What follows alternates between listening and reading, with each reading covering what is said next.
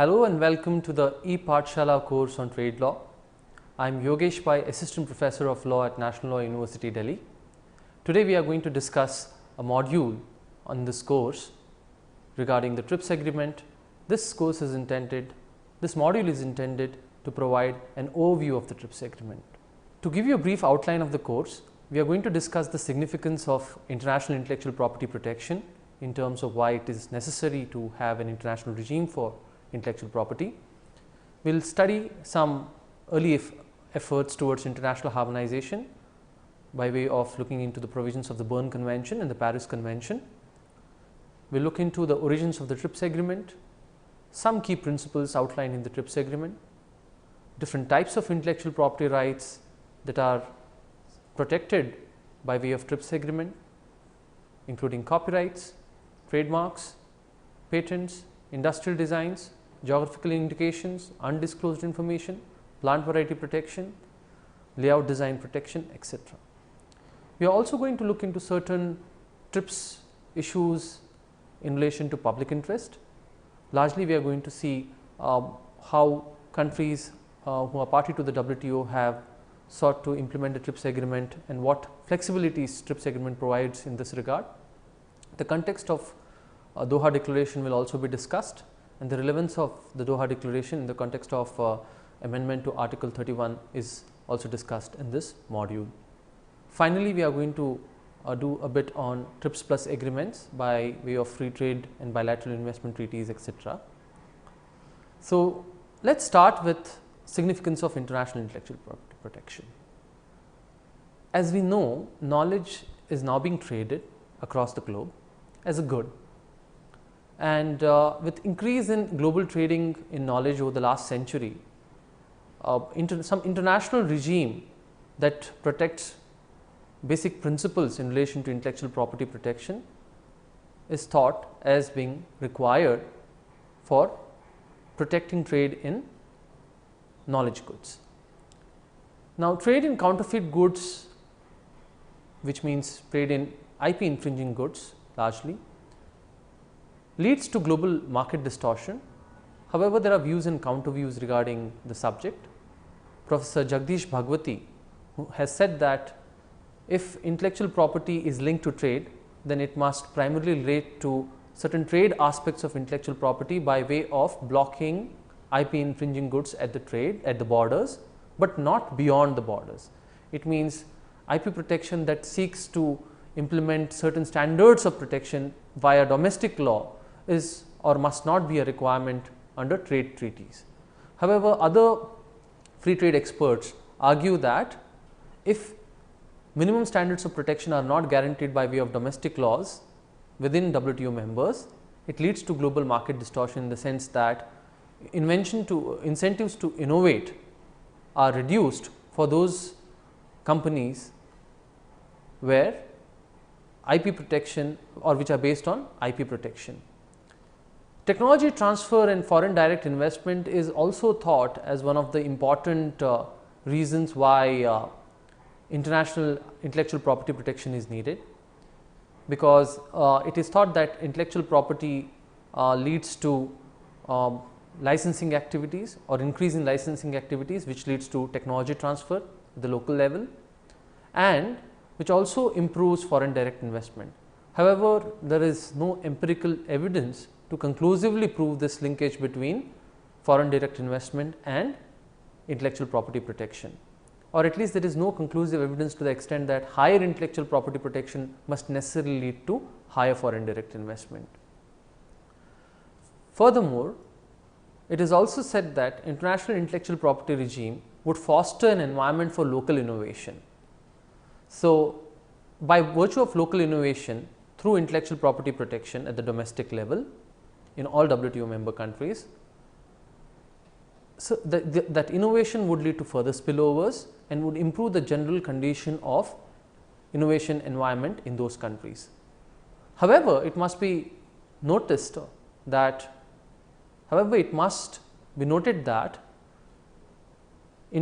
intellectual property as such, or the knowledge that intellectual property rights seek to protect, is essentially a global public good. What do you mean by a global public good? public goods have this characteristic of being non-rival and non-excludable, in the sense that the more the number of people that use the knowledge, okay, it would not lead to any rivalry in consumption. Furthermore, once knowledge is created and disposed of, you cannot exclude the party or dispossess the party of that knowledge. So, in that sense, knowledge is distinct from other categories of goods, in that sense, in the sense that it has the public good character. Now, because knowledge can be used across the globe, it also has this facet of global public good. Furthermore, in relation to TRIPS agreement and standards of protection relating to the TRIPS agreement, its impact on innovation and its impact on access, primarily access to knowledge and access to medicines, must be discussed.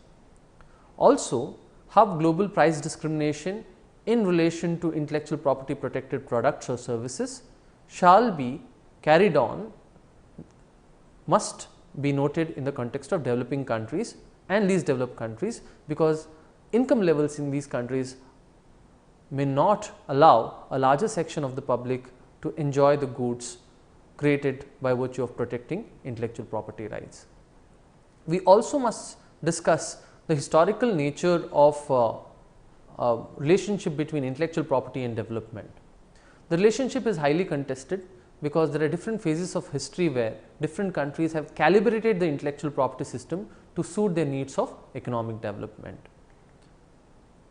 If you look into the early efforts prior to the signing of the TRIPS agreement, there were two major conventions, Paris Convention and the Berne Convention.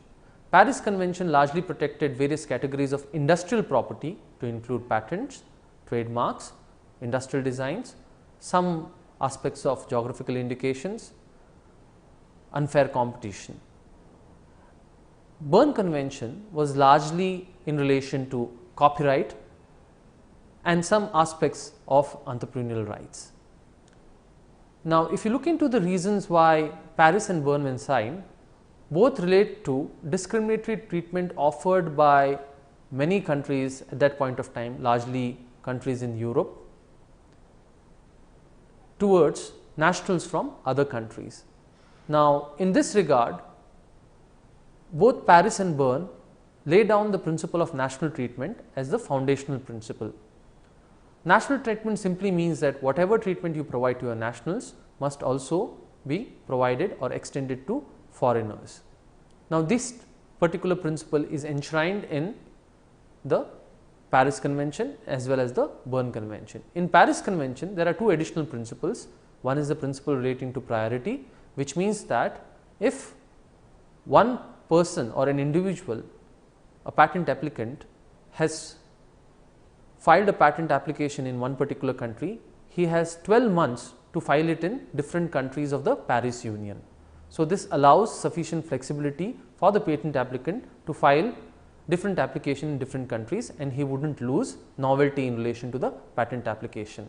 Furthermore, Paris Convention also talks about the principle of territoriality, which means that patents rejected or not granted in other countries shall not influence the decision of any other Paris Union member in relation to grant or not granting the patent in that particular country. Now, this principles applies to industrial designs also in relation to the Paris Convention, where the priority period is 6 months and other principles relating to national treatment and independence of protection follow.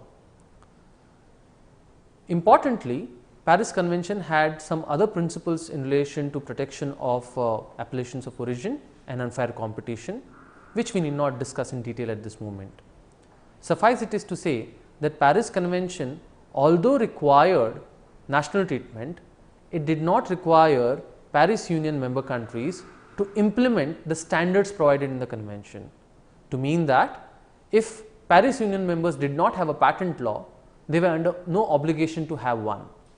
However, if they have had one, then it would be a requirement under the Paris Convention to offer national treatment and to follow other provisions of the Paris Convention. In relation to Berne Convention, apart from national treatment, as we discussed, there are two other principles. However, Berne makes an important exception to national treatment in relation to duration of copyright. The duration of copyright under the Berne Convention is based on the principle of reciprocity. It means Berne requires a minimum of life plus 50 years, and if any country wants to offer protection of more than life plus 60 years to its own nationals and wants to discriminate in relation to foreigners, they can do so very well based on the principle of reciprocity. Furthermore, Berne Convention also requires what is called as automaticity of protection, in the sense that there shall be no formality attached or registration requirement that needs to be complied by copyright holders. Berne Convention also talks of independence of protection, similarly on the similar lines as discussed in the Paris Convention, whereas copyright protection in one jurisdiction is independent of other jurisdiction. Some key principles in relation to TRIPS agreement must be studied in this regard.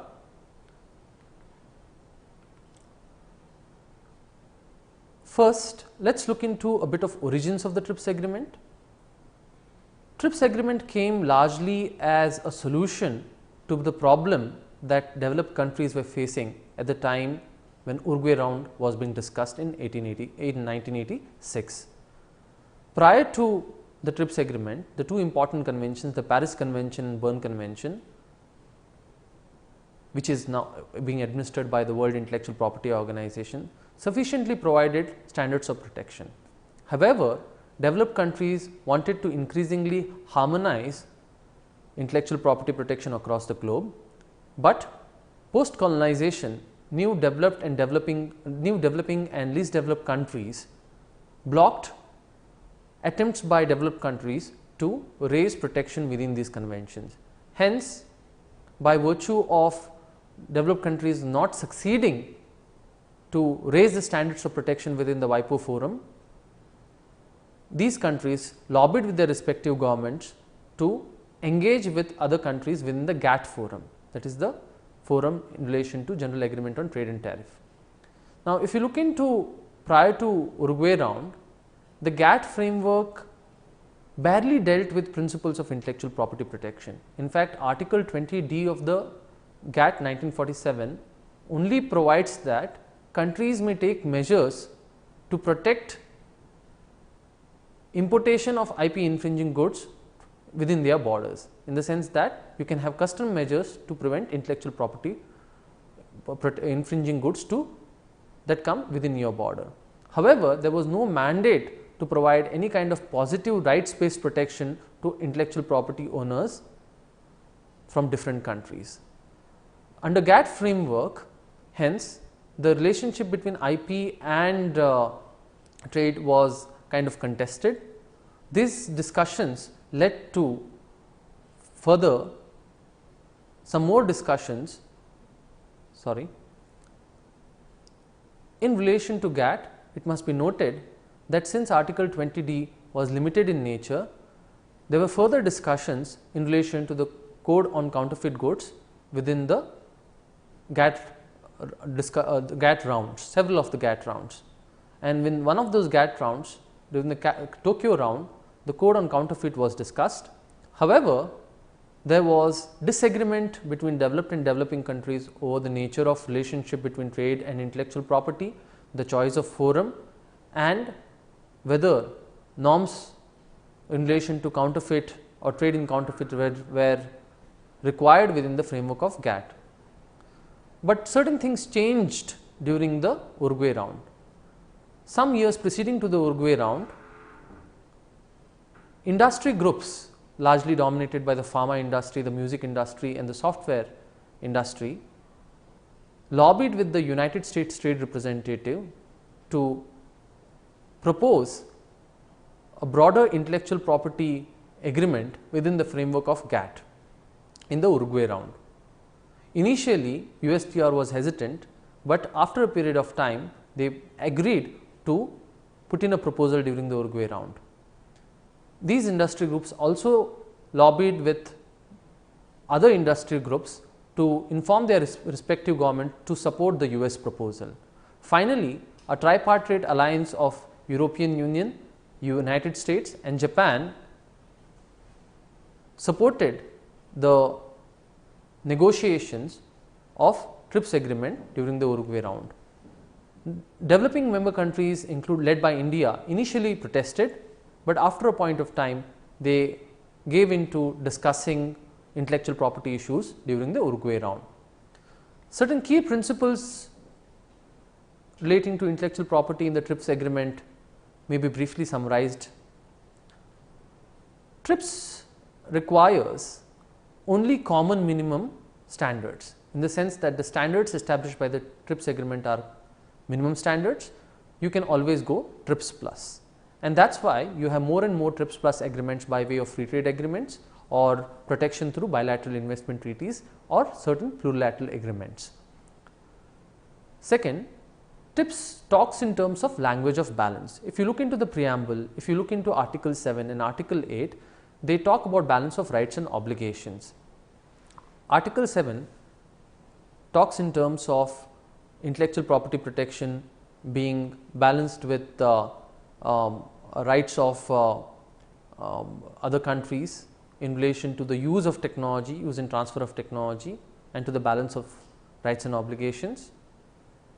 Similarly, Article 8 of the TRIPS agreement allows WTO member countries to take measures in the interest of public health, vital sectors, or to protect vital sectors of industry.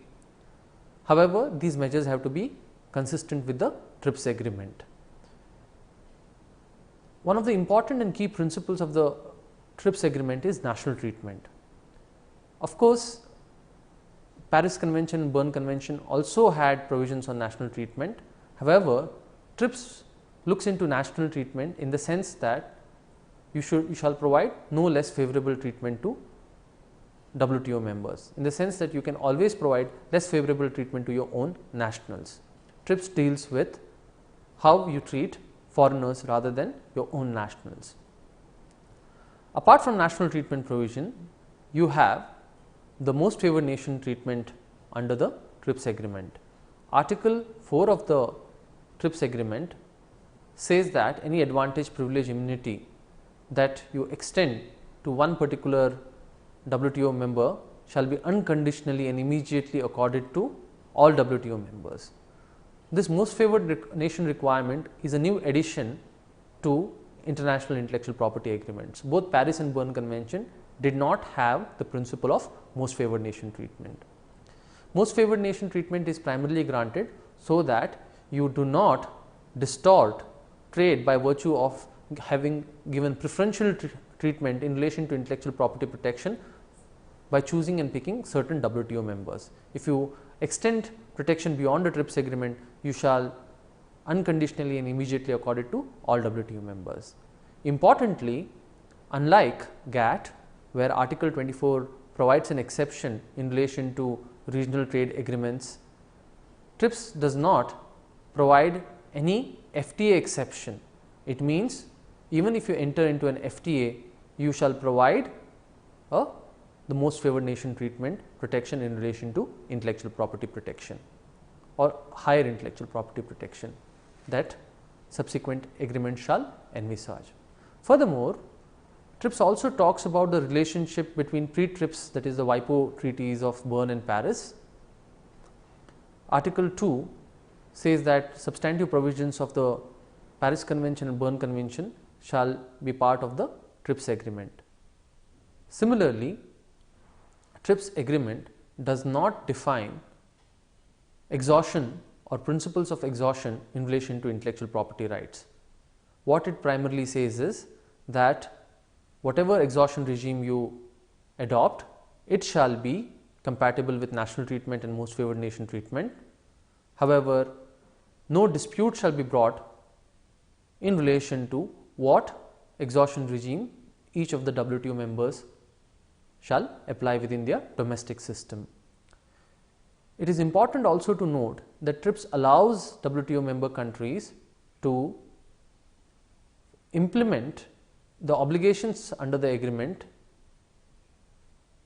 or to determine the system in which they want to, they are free to determine the way in which they want to implement the TRIPS agreement. So, by virtue of this provision, it is important to note that TRIPS WTO member countries do not require to implement the provisions of the TRIPS agreement as they are. However, they can usually calibrate it to suit their national legal systems, provided they are consistent with the TRIPS agreement requirement. Non-violation is excluded. Now, WTO member countries can bring dispute within the dispute settlement understanding by way of violation complaints, which means that any provision of the WTO set of agreements are violated, or a non-violation agreement, which means even though the provisions are not literally violated, they may impair or nullify the benefits arising out of the agreement. However, Article 64 allows WTO member countries to negotiate a moratorium on non-violation complaint, and this moratorium has since been there in force and has been regularly renewed. It is important to note that one of the greatest achievements of the TRIPS agreement was linking trade, or was linking intellectual property as a trade agreement with dispute settlement understanding. Prior to the TRIPS agreement, if any Paris Union or Berne Union member country had to bring any dispute, the only forum that was left to discuss or litigate these issues was the International Court of Justice. And as we know, International Court of Justice does not have mandatory jurisdiction. However, WTO member countries must mandatorily submit to the jurisdiction of the WTO dispute settlement. WTO TRIPS agreement also provides for transition periods. Initially, when the TRIPS agreement was signed, there was a concern that certain countries who do not have intellectual property protection for pharmaceuticals and agrochemicals, or who provide limited protection in these areas, or certain countries who are, for example, least developed countries. So, transition periods were required for them to implement the provisions of the TRIPS agreement. So, a general 1-year transition period was granted to all WTO member countries. Subsequently, a 5-year transition period was granted to implement all provisions of the TRIPS agreement for developing countries, except product patents for pharmaceuticals and agrochemicals, for which a 10-year transition period was allowed to end in 2005. So, most developing countries who did not provide product patents protection for pharmaceuticals and agrochemicals were required to provide by 2005. Least developed countries have continued with the transition period, and WTO members have formally extended the transition period in relation to least developed member countries to 2021.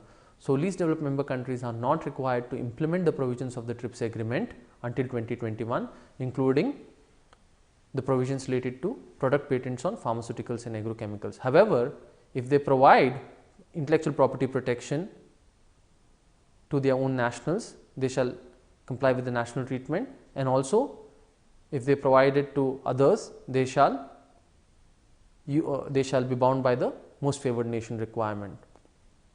In relation to LDCs, there is another important principle that the TRIPS agreement envisages, that developed countries have a responsibility to provide certain incentives to their companies or firms, so that they will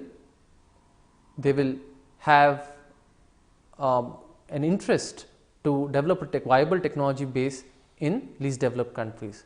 However, the usefulness of this provision has been hotly discussed within the framework of the WTO, including the means in which developed countries should offer such incentives. Furthermore, TRIPS agreement was also important because prior to this agreement, both the Paris and the Berne Convention did not speak in terms of enforcement of intellectual property rights. So, remedies, for example, civil and criminal, or remedies relating to border measures or administrative measures were not provided either in the Paris Convention or the Berne Convention. The TRIPS agreement article 41 to 61 primarily deal with most of these remedies. However, in spite of the fact that you have a general framework for IP enforcement within the TRIPS agreement, IP enforcement requirement within the TRIPS agreement is considered as generally weak, because there are many flexibilities that countries can utilize to implement the measures relating to enforcement within their domestic systems. Finally, let us look into certain key areas for which TRIPS mandates you to provide protection. First, we will discuss copyright.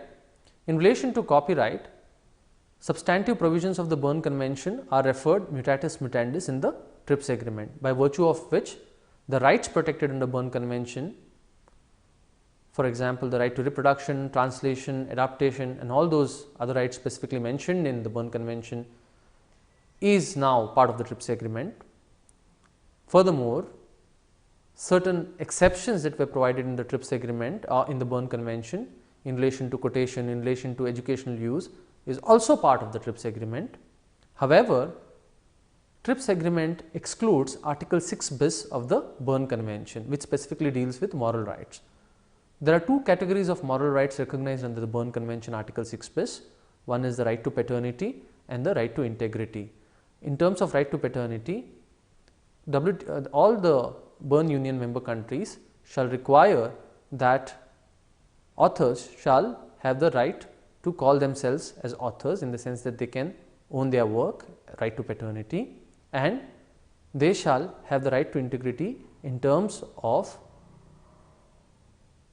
allowing actions against those infringers who mutilate or distort the work to an extent that it causes harm to the reputation of the authors.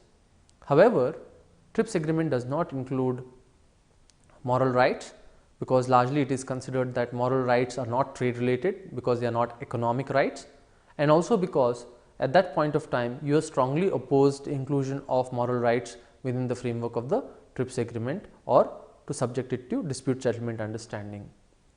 TRIPS agreement article 9.2 also requires that countries shall maintain principles of idea expression dichotomy, wherein methods or processes or functional aspects of works shall not, by virtue of copyright protection, be preempted.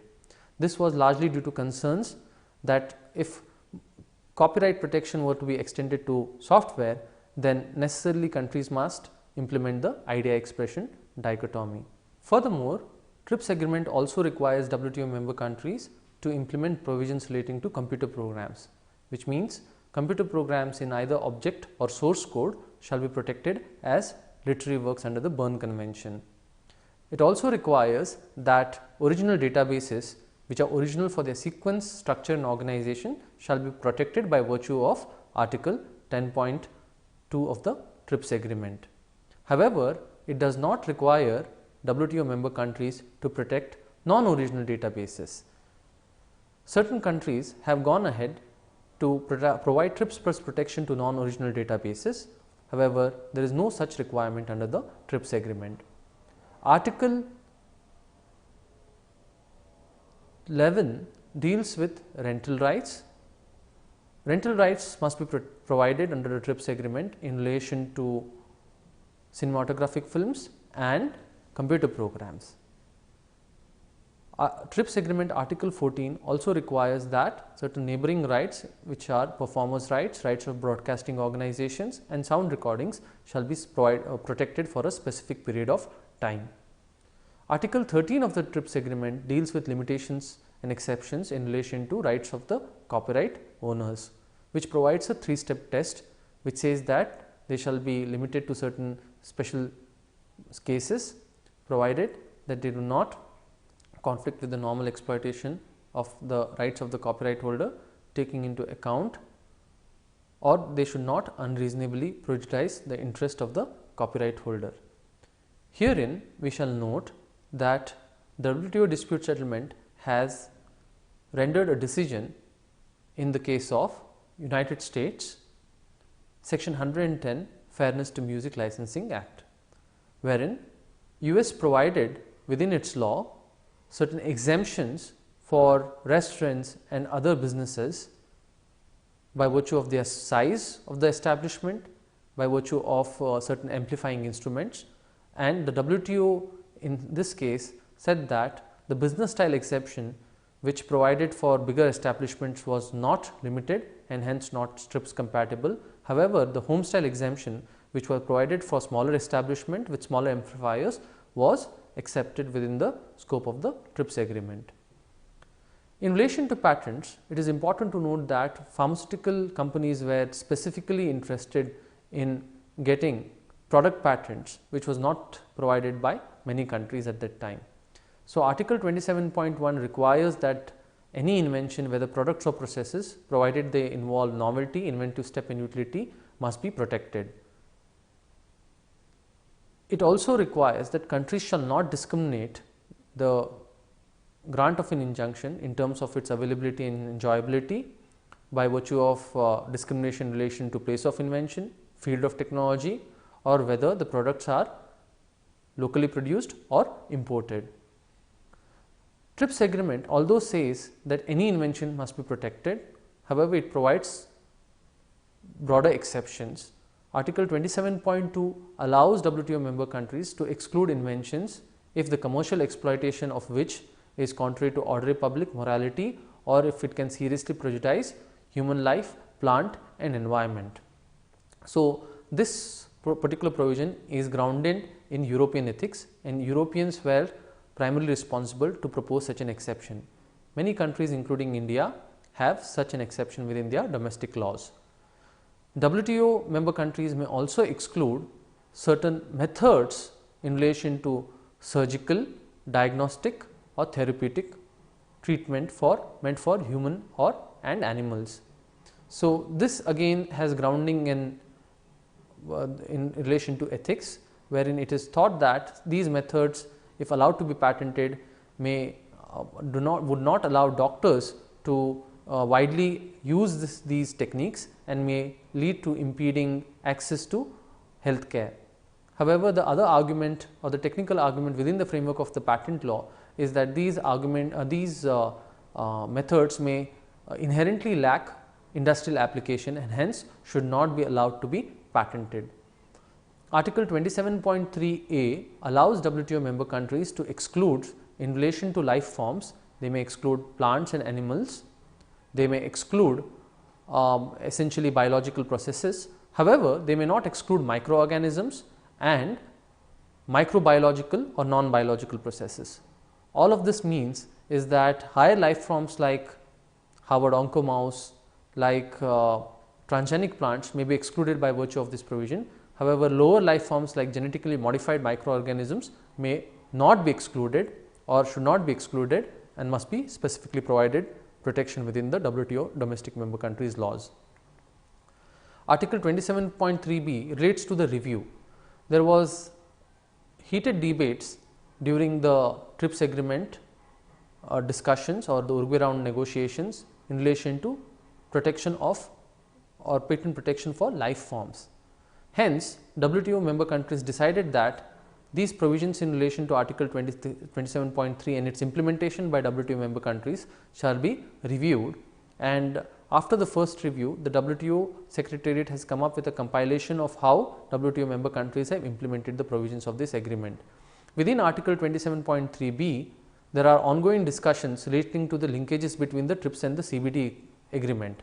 CBD agreement allows its member countries, the Convention on Biological Diversity allows its member countries to have sovereign rights over the genetic resources within their country. At the same time, it requires prior informed consent and access and benefit sharing. However, since TRIPS agreement allows patenting of life forms, it is quite possible that genetic resources within a member country's territory may be patented in several jurisdictions. That is why during the Doha round, all WTO members decided to discuss the relationship between TRIPS and CBD, and the framework of the discussion is within the Article 27.3b review process. Now, countries like India have suggested that the disclosure norms laid down in Article 29 of the TRIPS agreement in relation to patents must be amended to include a requirement on the part of the patent holders to disclose the source and biological origin of the genetic resource. Some countries say that this will be an additional requirement in relation to the obligation that must be complied by the WTO member countries, which do not per se relate to the patented invention as such. TRIPS agreement in the Article 28 also talks about rights of the patent holders. More importantly, in relation to burden of proof, when a process patent has been infringed, the burden is shifted by virtue of Article 31 of the TRIPS agreement. The defendant shall have to prove that he has not infringed a process patent. Limited exceptions have been provided under Article 30 of the TRIPS agreement, which again is laid down by way of a 3-step test, wherein the exception provided by WTO member countries to the patent rights shall be limited, shall not unreasonably cause prejudice to the rights of the patent holder, and shall not conflict with the normal exploitation of the patent, while taking into account interest of the third parties. In this regard, it is important to note that the WTO panel has rendered a decision called as the Canada Pharmaceuticals dispute. Now, in this particular dispute, Canada provided 2 exceptions. One is a regulatory review exception and the other one is a stockpiling exception. The stockpiling exception primarily dealt with the ability of any firm to stockpile by virtue of making generic products 6 months prior to the expiry of the patent. In case of regulatory review exception, any generic company could, for supplying information in relation to their products to regulatory authorities, could infringe on the patent, and such infringement would not be considered as amounting to infringement within the domestic laws of Canada. The WTO dispute settlement, by interpreting Article 30, said that the stockpiling exception was not limited in nature, primarily because the act of making prior to or during the subsistence of the patent was an act that was not limited essentially in nature, and hence it would conflict with the normal exploitation of the rights of the patent holder, in the sense that it is not limited in the first place. Second, in relation to regulatory review, they said that since this was a requirement under an external law, a generic applicant who wanted to place the goods in the market subsequent to the expiry of the patent would not be allowed, and that is why a specific regulatory exception had to be created, and an exception was hence justified within the framework of the WTO. Article 31 allows WTO member countries to take certain measures to protect several aspects or several public interest aspects in relation to patents, primarily by way of allowing them to issue compulsory licenses. Although TRIPS agreement does not use the word compulsory licenses, it is well noted that TRIPS agreement does allow compulsory licenses within Article 31 framework. Importantly, TRIPS agreement does not lay down any grounds, it only lays down conditions like requirement of an adequate remuneration, conditions like the compulsory license holder will have to supply it for the purposes for which the compulsory license is granted. It shall not be supplied beyond the territory for which the compulsory license is granted, and such conditions are imposed in relation to issue of compulsory licenses or use without authorization. Now, TRIPS agreement under Article 31 allows compulsory license as a remedy for anti-competitive practices which are judicially determined. Furthermore, certain procedural compliance is also required in relation to grant of compulsory licenses, where there is a national emergency, circumstances of extreme emergency in public non-commercial use, but in relation to the same, these procedural requirements may be waived. Article 31F, which primarily deals with the fact that any use without authorization, including a compulsory licenses, shall be predominantly for the supply of domestic market. This led to a legal question as to if those WTO member countries, primarily the least developing, and those other countries which did not have sufficient manufacturing capacity in pharmaceuticals, the question of their of a constant supply source was to be addressed, because if Article 31F blocked developing member countries of the WTO or WTO member countries in general from exporting drugs under a compulsory license, then how would such countries have access? That is why Article 31 was specifically amended by virtue of the Doha Declaration on TRIPS and Public Health. Paragraph 6 of the Doha Declaration on TRIPS and Public Health specifically required WTO member countries to come out with an expeditious solution to address this issue of Article 31F, and WTO did indeed come out with a solution called as the August 2003 decision, which is now part of the permanent amendment to the TRIPS agreement called Article 31 bis. According to this decision, if a country has no manufacturing capacity, then it shall notify the WTO regarding the requirements of drugs within its territory, the quantity, the name, the particular disease which has to be treated, and the population that is largely affected. This will be a notification requirement on the part of an importing country. The exporting country will have to also make a notification saying that one of the companies or several companies within their jurisdiction are intending to supply to those countries. After both these notifications are made, a second round of notification will be required in relation to issuing of compulsory license both in the importing country and the exporting country. In the importing country, it would depend essentially on the status of the patent. In the exporting country, since there is a patent, a compulsory license has to be mandatorily issued. However, in relation to payment of remuneration, remuneration shall not be paid in both the countries, it shall only be paid in the exporting member country. Furthermore, TRIPS also provides trademarks minimum standards in relation to trademarks and geographical indication. In relation to trademarks, TRIPS only requires protection for registered trademarks. However, well known marks are an exception. On the basis of registration under TRIPS, WTO member countries may require visual perceptibility. It may also require that use for a certain period of time or an intended use must be shown. Actual use is not a requirement, intended use is sufficient. However, if it is not used consistently for a period of 3 years, the trademark can be revoked by the particular WTO member country. It means that also non-conventional marks are excluded by virtue of the TRIPS agreement. Well known marks are to be protected, and this was one of the important requirements in the TRIPS agreement. However, these marks can be regarded as well known based on the judicial pronouncement in the member's own jurisdiction. Trade names must be provided protection, collective marks and certification marks must also be provided protection. However, there are certain limited exceptions based on the 3-step test. Importantly and distinctly, in relation to trademarks, Article 20 states that there shall be no special condition in relation to the form of mark or twining requirements, which means that a mark shall be used with another mark. So, such requirements shall place encumbrance on the rights of the trademark holders, and hence it shall be subjected to Article 20 obligations. Furthermore, no compulsory licenses can be granted in relation to trademarks, and the protection shall be for a period of 7 years. In relation to geographical indication, TRIPS does not require WTO member countries to have specific legislation on geographical indication. It may be protected by way of a certification mark or a collective mark. It may be protected through a sui generis system. It may also be protected through unfair competition law or consumer protection laws.